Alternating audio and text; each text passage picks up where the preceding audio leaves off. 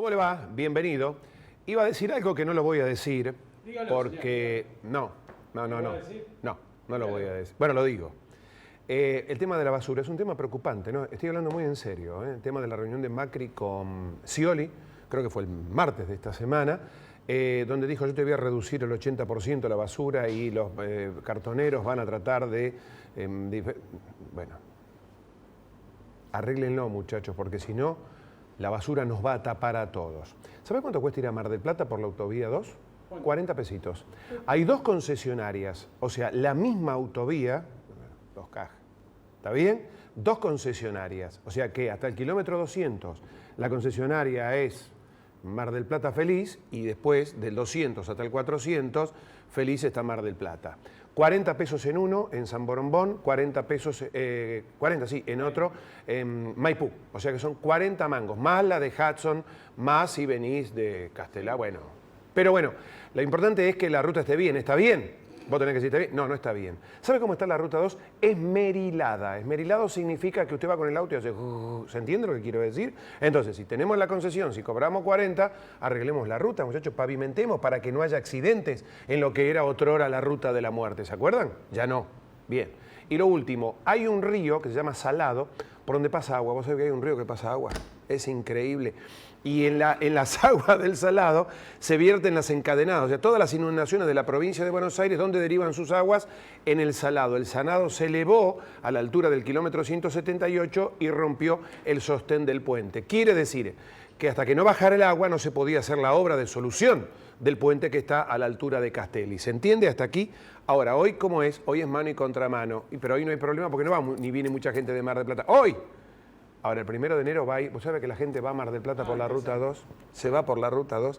Muchachos de Vialidad Provincial, si no arreglan el puente, eso va a ser un embudo. Y los embudos provocan accidentes. Y los accidentes pueden provocar muertes. Lo pueden arreglar gracias... Después de los títulos, vamos a celebrar el Día de la Inmaculada Concepción desde el punto de vista histórico y religioso, con un especialista, el profe Eduardo Lázari, aquí, en Íntimo y Personal. Bienvenido.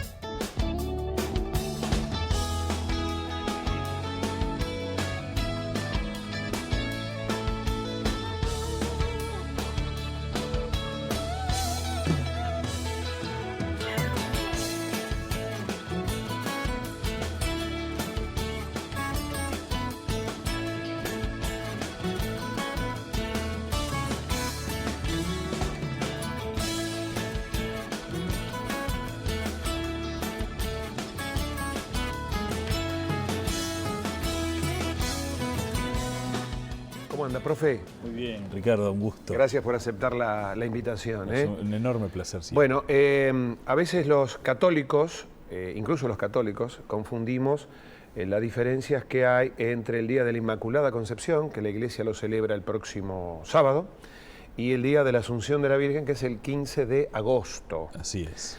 El tema de la Virgen, quise convocarte desde el punto de vista histórico porque creo que todas las imágenes, Luján fundamentalmente, que es la patrona de la Argentina, tienen mucho de historia, ¿no? Yo escuchaba a Luján, el negrito Manuel, la carreta. Bueno, es muy interesante porque bien hacías la observación de que se habla de las fiestas de la Virgen, que son muchas, y cuando uno celebra el 8 de diciembre, celebra el día en que la Virgen fue concebida en el seno de Santa Ana, Su madre. Su madre, y por obra de San Joaquín. Esto es importante. Digamos que Joaquín y Ana eran los abuelos de Jesús. Exactamente. Okay. Esto es distinto a lo que va a pasar con Jesús, porque Jesús fue concebido sin que San José haya tenido nada que ver. Entiendo perfectamente. Bien, ahora, como ya estaba predestinada de alguna manera a ser la madre de Jesús, la madre de Dios vivo, María, esa joven hebrea, lo que de alguna manera la providencia hace es crear un receptáculo puro. Entonces la Inmaculada Concepción es que queda como redimida, fuera de tiempo, es extemporáneo, queda redimida del pecado original. Por eso es la Inmaculada Concepción. Y se celebra la Inmaculada Concepción y no se celebra el cumpleaños de la Virgen, que es el 8 de septiembre. El 8 de septiembre es el día de la ¿Por qué es Natividad. el 8? Son esas costumbres que se van imponiendo. Ajá. La Virgen aparece fuerte en el pensamiento religioso y yo soy un defensor muy fuerte de incluir lo religioso dentro de lo cultural. Es decir, lamentablemente hay, sobre todo en la sociedad moderna, mucho prejuicio a incluir lo religioso dentro de la cultura cotidiana y considerarlo como un evento casi mágico nada más, lo religioso. Cuando España descubre América y lo hace siendo uno de los estados más religiosos, de hecho hasta hoy el rey, ese amigo tuyo, Juan Carlos, que tuvo un año complicado, tuvo un año, Juan Carlos, entre los elefantes, la cadera y las novias, ay, fue Dios un año mío. complicado. Sin embargo, el primer título es el muy católico rey de España, es decir, sigue siendo rey católico. Ah, no sabía. Sí, ¿Juan sí, Carlos sí. de Borbón? Juan Carlos de Borbón. El muy católico rey de España. Claro, ¿sí es uno de los títulos directos, así como pues nosotros decimos los reyes católicos y nos remitimos a Fernando y a Isabel, ¿no? La amiga de Cristóbal Colón. La amiga de Cristóbal Colón, exactamente. Esto dicho con todo respeto. Sin ningún tipo de... me quedó claro. La cuestión es que cuando la Iglesia, que era casi parte del Estado, era una alianza que hacía que el Estado español y la Iglesia católica fueran prácticamente lo mismo, descubren en América que toda la población indígena, la población americana, tenía un gran fervor por las figuras divinas femeninas, la Pachamama, y así en todos los panteones de dioses precolombinos aparecía si me estás diciendo, la mujer. Si el Inca veneraba al sol, al dios Inti, y a la luna. y a la luna, Claro. también. Cosa que en todo lo que es el panteón de los dioses o de los santos europeos no aparece grandemente la mujer. De hecho, si vos mirás todas las catedrales europeas de la Edad Media, no aparece, salvo Notre Dame en París, está Santiago de Compostela, está San Estanislao en Múnich. Es decir, las catedrales son santos varones. Entonces, la gran aparición, si uno dijera estelar, de la Virgen María, se da cuando los jesuitas descubren que el camino es meter a la Virgen María, meter a la Virgen María. ¿Así fue? Sí, fue una estrategia de evangelización. ¿Fue una decisión de marketing? Más que de marketing, si ellos comprueban que el aborigen o el indio, en este caso, veneraba a la mujer como imagen, aprovechemos este camino, claro, ¿no? y Para además, evangelizar. Claro, y además, bueno, también fue, digamos, uno lo puede ver desde el lado de la Iglesia, como darle un lugar a la Virgen. Bien merecido. Bien merecido, indudablemente. O sea, que quiero que hagas un punto. Hay algo que lo aprendí, me lo enseñó un sacerdote, obviamente, ¿no? Que tiene que ver con la advocación y la aparición. A veces uno mezcla todo. Por ejemplo, nosotros estamos viendo detrás de ti y detrás de mí imágenes de distintas vírgenes. Algunas, por ejemplo, recién veíamos la Virgen que desata nudos, o la Virgen de desata nudos. Es un cuadro, ¿no es cierto? Algunas son apariciones, como Lourdes, como por ejemplo Rosario de San Nicolás, donde la Virgen se le aparece a una persona. Sí, lo de Rosario de San Nicolás todavía no ha sido avalado por la Iglesia Católica. ¿Lo de Gladys Mota decís? Sí, es bueno. decir, pero estaría dentro de las apariciones. Lourdes, ¿no es cierto? Fátima. Bernadette, Fátima, a los pastorcitos. Y hay otras que son advocaciones, que son veneraciones a una imagen de la Virgen en la cual no hubo aparición de María en este caso. Exactamente. Pero que sí tiene, es así, ¿no es cierto? Sí, claramente, Nuestra Señora de París. No hay ningún episodio, digamos, sobrenatural, pero se empieza a venerar a esa Virgen que estaba allí en la isla. Como se venera en Bolivia, Copacabana, creo. Copacabana. En Uruguay, ¿quién me contó en alguna oportunidad? Nuestra Señora de los 30 Nuestra Señora de los 33, que es... Bueno, es interesante pensar cómo eso se fue dando en la América. La patrona de América, que es la Virgen de Guadalupe, Nuestra Señora de Guadalupe. La guadalupana que se le aparece a Juan Diego. Ahí sí hay una aparición. Era un indio. Era un indio, aparece esa imagen plasmada en una tela que se conserva, y es muy impresionante. Yo estuve en Guadalupe, en México, y hay 3 iglesias: la colonial, la de los tiempos... Que está torcida. Que está torcida, sí, después claro. una más moderna, y la más moderna, que es la actual, la contemporánea, que es una iglesia sin paredes, porque son todas puertas que se abren para que uno pueda Bueno, acceder. pero lo que pasa es que cuando se hace la celebración de la Guadalupana, más de 1 millón de personas. Lo mismo ocurre en Lourdes, en Francia, donde hay un templo antiguo que es detrás de donde a Bernadette, que es la chiquilina que ve a la Virgen, donde se encuentra el agua, etcétera, etcétera. Y después está un templo que se inauguró con la visita de Paulo VI, creo, que es enorme, con el nuevo estilo. Lo mismo ocurre en Fátima. Sí. Lo que pasa es que son tan multitudinarias el día de la Virgen en ese caso. Cientos de miles. ¿Dónde pones a la gente? Y la gente va y está bien que va. Vos sabés que en Luján no pasó eso. En Luján, que es el único templo. Es el único templo. Lo de Luján, vamos a romper un par de mitos. Porque en realidad lo que se conoce como el milagro de Luján en 1620, un muchacho que era contrabandista, que vivía en Sumampa, en hoy Santiago del Estero, le pide a un imaginero no que me vas a cambiar la historia, ¿no? No. Por favor. No. Entonces, pero acaba de decir contrabandista.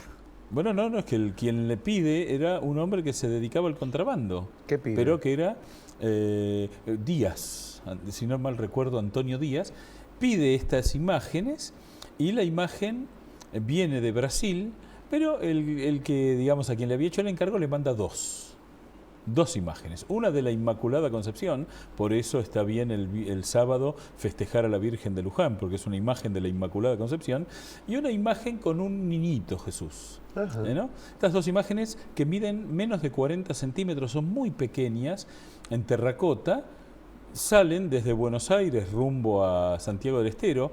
3 meses de viaje eran, y al llegar a un paraje que está en Celaya, en Pilar, la carreta no quiso andar más. No sé.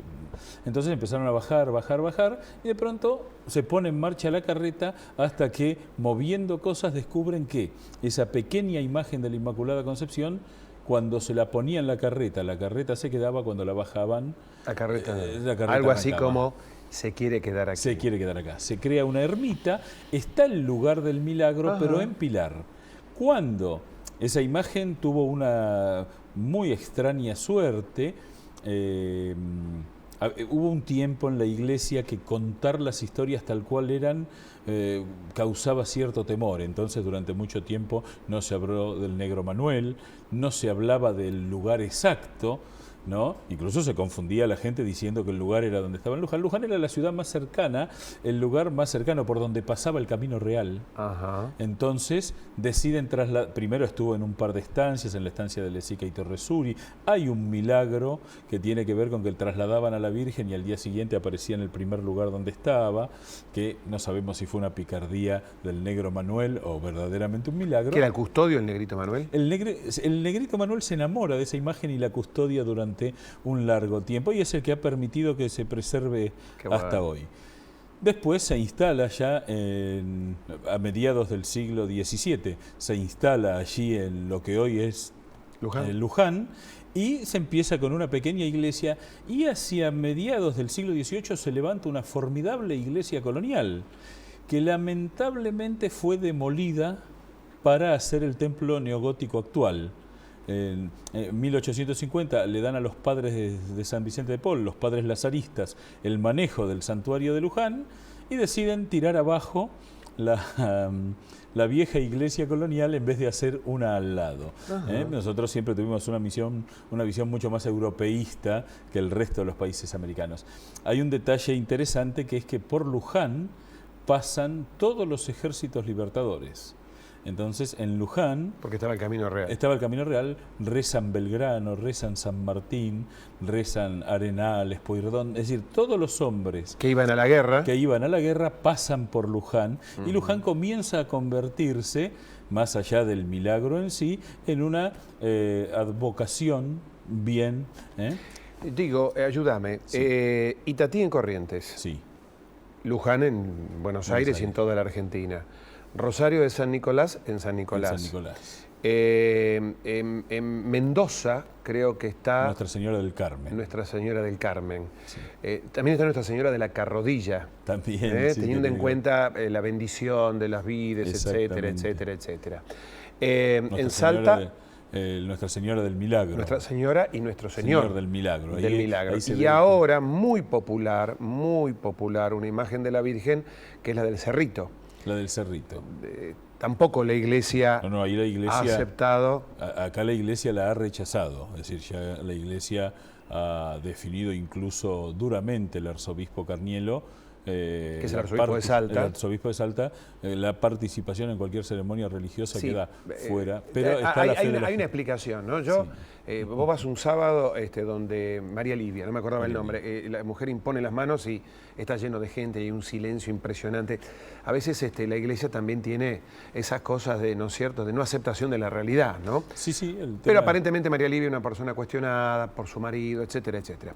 Seguimos con Catamarca. Más cercana, digamos, a una figura histórica importante que fue la Madre María. Yo lo veo muy parecido en ese sentido, donde uno no tiene por qué cuestionar lo que significa esa cuestión devocional por parte de la gente y además gente que tiene ciertas particularidades que sorprenden mucho, que digamos son absolutamente reales y uno tiene que aceptarlas. Nuestra Señora del Valle en Catamarca. Nuestra Señora del Valle. Los catamarqueños nos están mirando, nos van a matar si no. Nuestra Señora de la Merced en Tucumán. En Tucumán. Es decir, se fueron haciendo estas imágenes muy populares.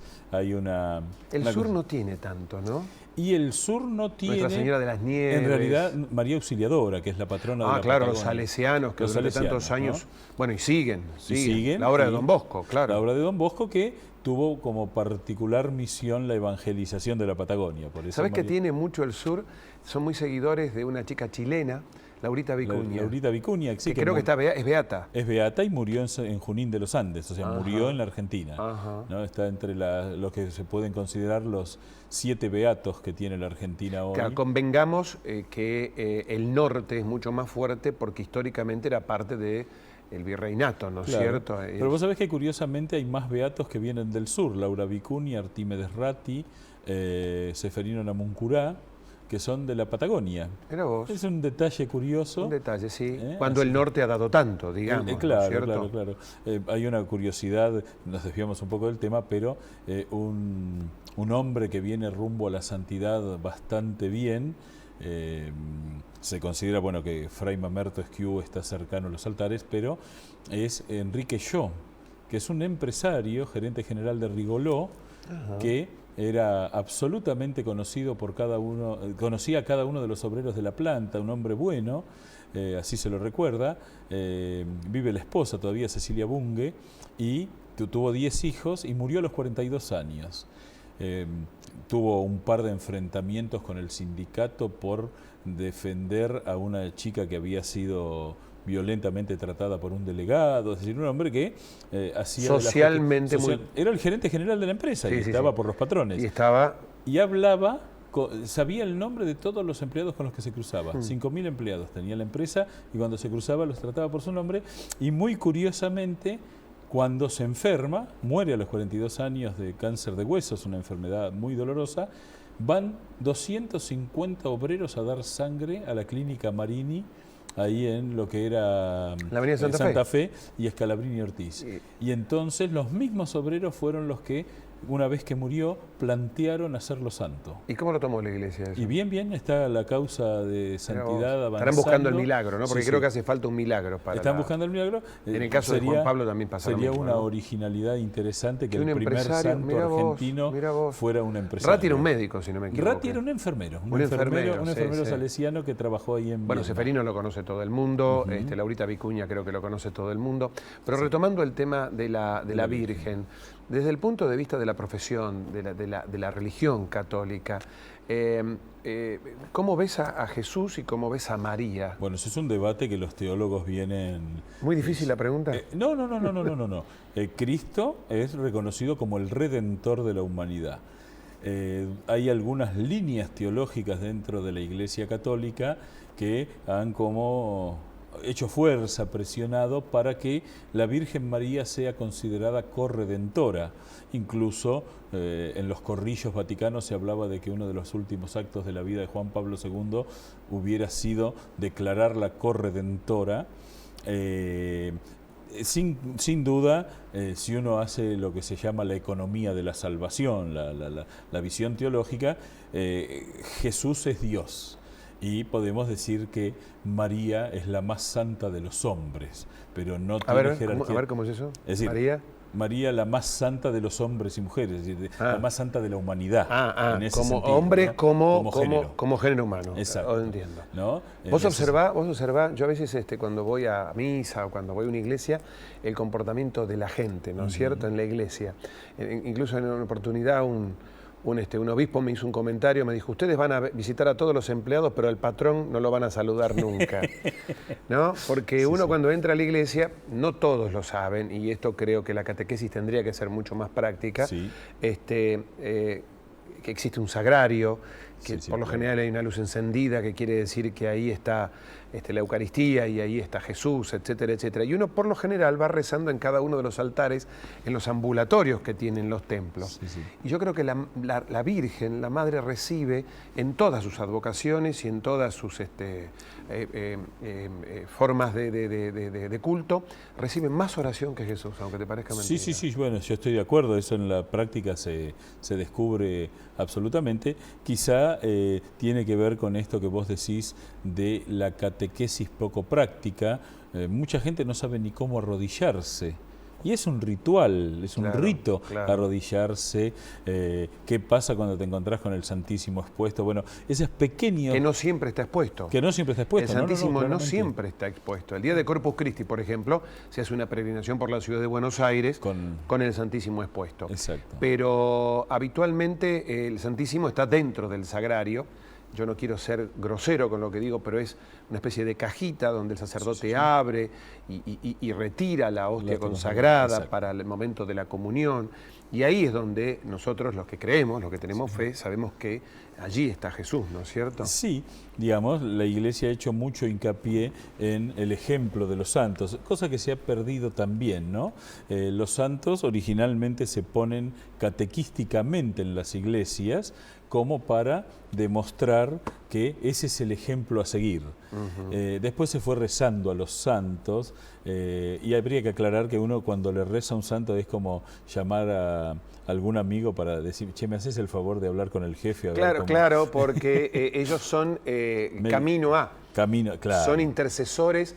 San Cayetano, vamos a pedir laburo a Cusco, a la calle Cusco ahí en Liniers. Bueno, San Cayetano es un intercesor ante Jesús para pedir trabajo. Exactamente. ¿No es cierto? Claro. Pero es impresionante la cantidad de santos que la Iglesia sigue nombrando, ¿no? Sí, no llegan a ser 2000 a lo largo de toda la historia, es decir que el Papa Juan Pablo II duplicó. Muy lento, ¿no es cierto? Muy lento, y digamos el más rápido de los santos de la historia de la Iglesia fue San Antonio de Padua, que a los 2 años de morir el Papa lo hizo santo, ¿no? Estás hablando del año 1400 aproximadamente. Y fíjate vos que hubo una gran demanda popular por hacer santo a Juan Pablo II, y sin embargo toda la cosa sigue. Bueno, bien. Está Teresa también, ¿no es cierto? Sí. Teresa, que creo que merece claro. rápidamente. Lo que pasa es que no hay un manual en Vaticano, pero sí hay ciertas pautas que hay que cumplir.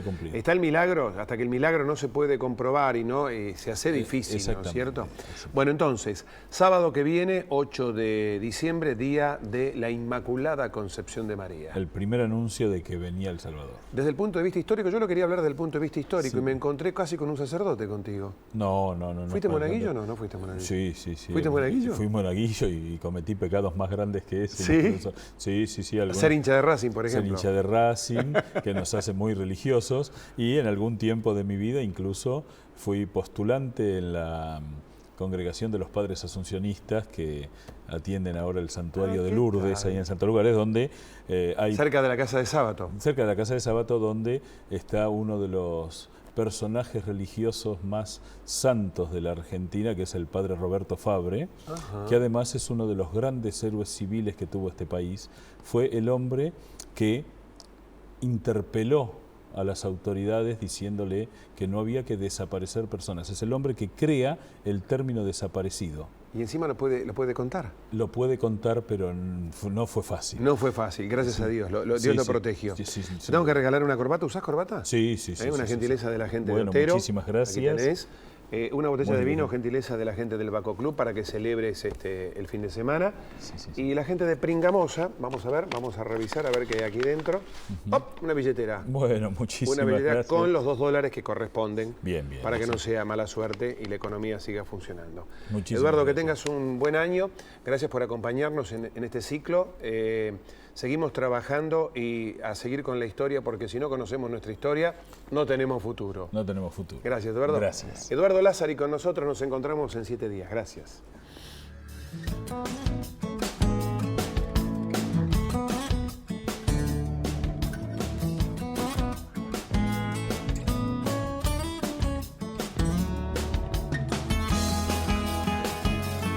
Museo del Jamón, un rincón internacional para todos los gustos. Alicia Moró de Justo 2020, Dique 1, Puerto Madero. Vos podés ser VIP o ser VIP con B larga. Y eso es ser más VIP. Banca Internet Provincia. Más tiempo en tu vida. Banco Provincia. De tu lado. IOMA. Aportás según lo que ganás. Recibís la cobertura que necesitas. Y elegís el profesional que querés. Sistema Solidario de Salud. IOMA.